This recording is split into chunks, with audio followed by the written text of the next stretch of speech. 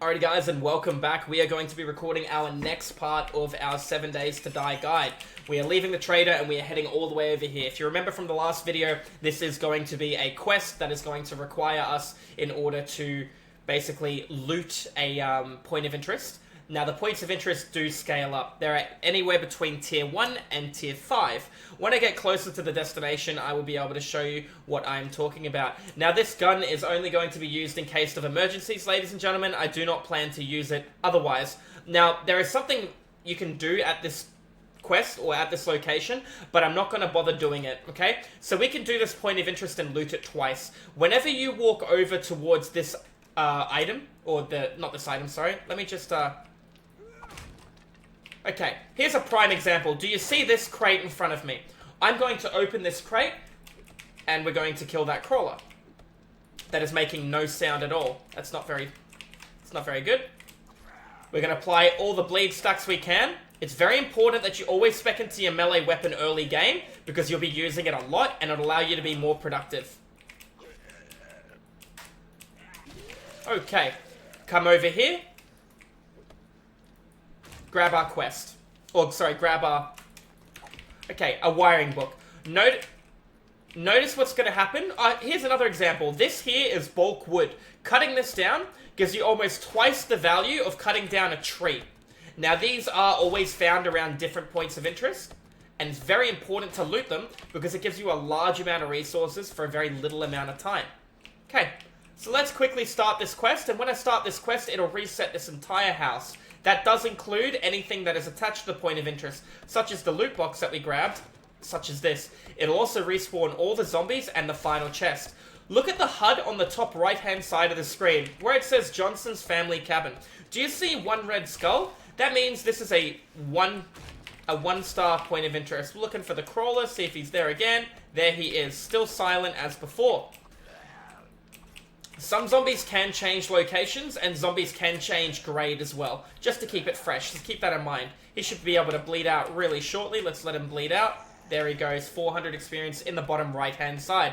We get to loot the crate again, and let's begin the quest. Now, if you look at the very top of the screen at the compass, we'll grab both of them. Now, these are magazines. Look at the bottom right-hand side. Whenever I read these, you'll see a number. That's 2 out of 75, and that is 2 out of 100. Harvesting tools, stone, tier 2 unlocked. So now when I type the word axe in, I can craft a level 2 axe. Keeping in mind, if you walk too far away from the quest, you will get a thing that appears on your screen telling you not to leave. Otherwise, you will fail the quest. I need to gather stone, so I'm actually going to take a moment to break down this rock. I'm still within proximity of the quest, so it's going to be fine. Look at the very top of the screen as well, where you see the timer. When it says 2200, the trader is closed. The trader closes at 2150, and it means nighttime is enabled. Zombies generally move faster at night, but for me, they run at maximum movement speed regardless of time of day. It also means ferals can spawn. You see how this says tier 2? The more magazines I read in the respective category, the higher the tier weapon. So if we compare 1 to 2, 6 melee damage with 100 to the repair, now it's 6.6 with 25 block damage. Goes up by quite a large amount. Now I have a little bit of a stronger axe. So this point of interest will be nice and simple. Little things like these chairs can be picked up and then press S to scrap for materials. This is a sound trap on the ground. It is designed for you to make noise. So the killers, or so in this case, I will aggro this guy. Didn't aggro him. I'm actually in sneak by hitting the control key. Okay, I can stab him for a massive bonus. Look at the middle of the screen right now. You see that 5.5 times bonus for hitting him in the head. Notice he went down almost straight away. We got another zombie coming out in a moment. We can hear him. I'm going to close the door. This is a powerful technique that you can do. Put a crate in front of a door, stand behind it. You can stab a zombie in the head and move back. Now, zombies can counter this by climbing through that gap. They generally climb through when a target is on the ground and another zombie comes and walks on top of that said target. I'm going to put this point straight without even thinking.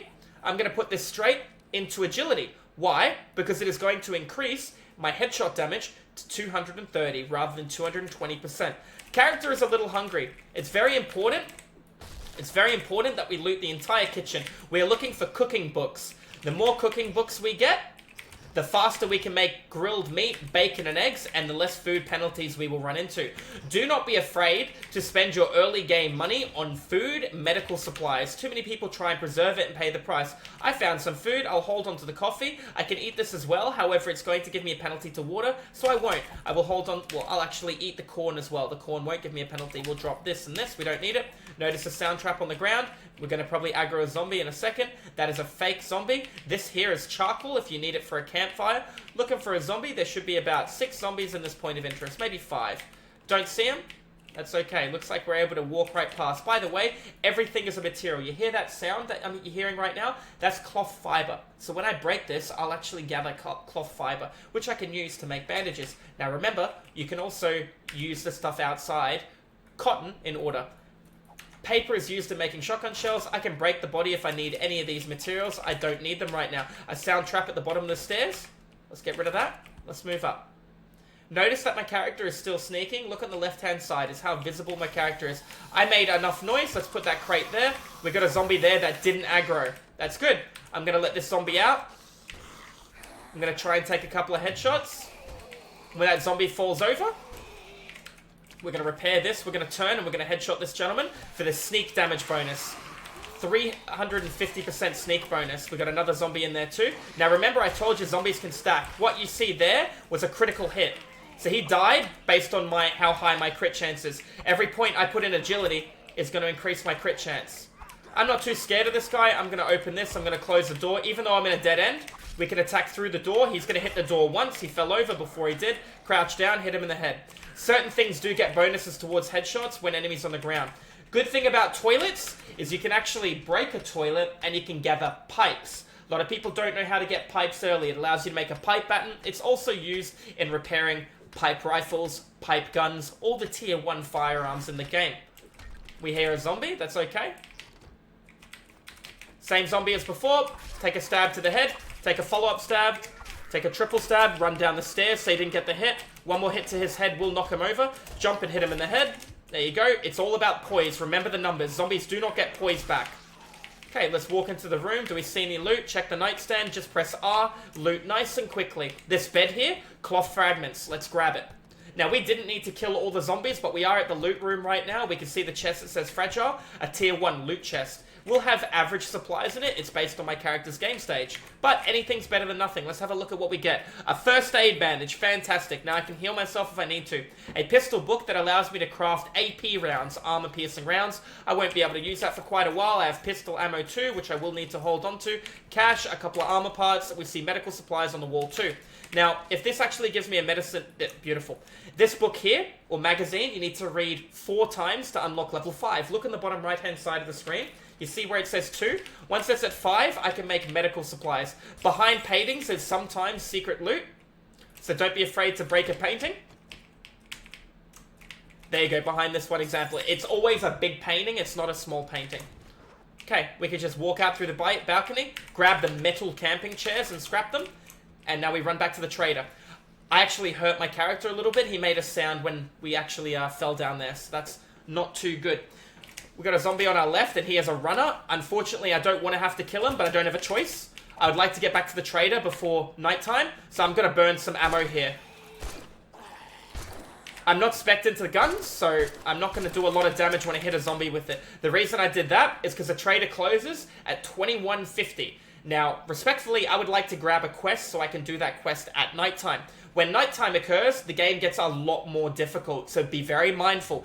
Ferals will also spawn in. A feral is a tier 2 zombie. How do you know if a feral is around? A feral's eyes are a different color. They're like a yellowy kind of color. So keep that in mind when you see a feral, that you should probably run. They do twice as much damage. They have, I think it's like 50, 60% more health, and they give 50% more experience. They are a lot stronger. They have different stats. They have different resistances to being knocked down.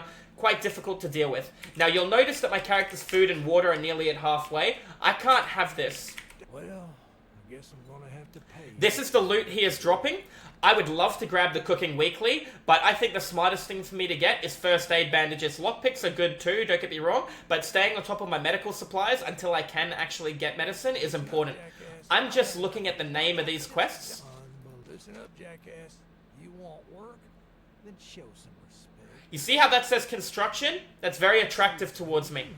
Very attractive. I'm going to get rid of some of the basic stuff in my inventory I don't need at the moment. Unfortunately, I need basically everything. What I need to look at is I need to look at something like that. I know it's very expensive, but I need to be able to get some food into my character so I'm able to be more efficient. Okay? The bad news is water is about to be a penalty. I can't boil water. I'm going to have to suffer a penalty early game because I can't afford any food. Looking at the stuff in my inventory, there is nothing I can sell him. Maybe the pipes, I don't need them right now. I don't really want to sell the pistol ammo. Trader's going to close. He's going to close nice and soon. So rather than be standing out in the open, I want to try and move closer towards... Okay, so this is a point of interest. You see this truck here? These dead bodies? When I get real close, you should see crawlers spawn in. Sorry, I need to get really close. You see that? All those crawlers are sleeping. That's 5 crawlers that respawn every 7 days. Easy 2,000 experience. See that guy over there? Don't want to have to deal with him. Right now it's getting really close to nighttime, so I need to make sure I'm getting inside or getting... A lot of people hide at nighttime because zombies are stronger. On these settings, they're basically the same. I have to be respectful to the strength of a feral. Critical hit. The more points I put in towards agility, the more of those you're going to see. You'll notice when I get to around 7 agility, I'll be very efficient at clearing zombies. I just have to play nice and slow until then. Alternatively, if I find myself a hunting knife, which is a tier 2 dagger, as opposed to what I'm currently using, which is a tier 1. See the gentleman stuck on the barbed wire on the right-hand side? That can inflict bleed and does a lot of damage. I'm going to ignore him. He's not my problem. You see that guy there? That is a biker. Now, biker has a lot of body armor. We're seeing a lot of zombies, which is making me a little nervous here, ladies and gentlemen. I don't think I'll be able to kill them at nighttime, which is, listen, right now. Okay, so I'm a little bit skeptical. Good thing that I built these crates so I can get to a safe destination. Okay? Mailboxes are very important to loot. It's going to be quite difficult for me to take out that biker unless I play very intelligent. Okay? Which I'm going to do. I'm going to fully craft this up into a wooden block. Now, zombies can stack on top of each other. That biker is going to take a lot to take down. I want to take out the other 2 first. Got to be careful of that as well. The stacking. Remember, I told you that in my previous video. Biker is going to be too tough to take out early. We got another zombie coming. Do you hear that noise in the background? They're all the same enemy. That noise you're hearing in the background is combat music. This is why nighttime gets a little scary. Now, I haven't killed any of them, but I am hitting them all. I'm going to use my gun because it's getting a little bit intense right now. Right. This is why I reinforced the wooden block as well. See how beneficial it is early game? Imagine not knowing to use blocks and being on the ground with these guys. How much more difficult? We got a loot bag. That might make everything worthwhile. I hear another zombie as well, I think. It's hard with all the growling. Now, the biker has a lot of health, and he actually has body armor. One of the, if not the toughest enemy early game. Remember I told you guys about tier zombies? Tier 1, Tier 2, and Tier 3? I put him at 1.9. I do not believe there is a stronger zombie than him early game. You could argue a military zombie, which has more body armor. More armor means more damage mitigation.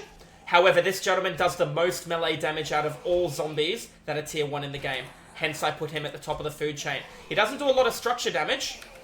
He does have quite a large amount of health too, keep that in mind. Character is now getting hungry, so we're getting hunger penalties.